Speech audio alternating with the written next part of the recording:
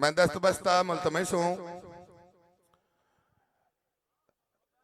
सैयद फसी रजा लाल नकवी साहब से कि वो आए और तलावत कलाम पाक से जश्न पाक का आगाज करें।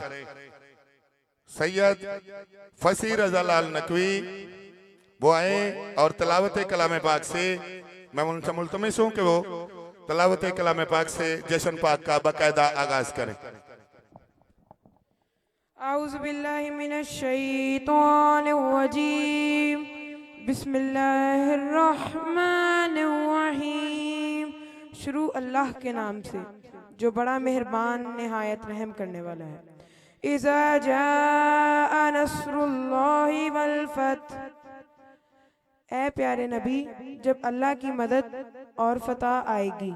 वराअयतन नास यदखुलूना फी दीनिल्लाहि अफ़वाजा, और आप लोगों को देखेंगे कि वो अल्लाह के दीन में ग्रोह दर ग्रोह दाखिल हो रहे हैं।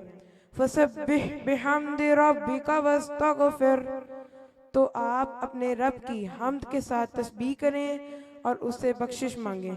इन्नहु कान तव्वाबा, बेशक अल्लाह तौबा कबूल करता है। सदक़ल्लाहुल अज़ीम।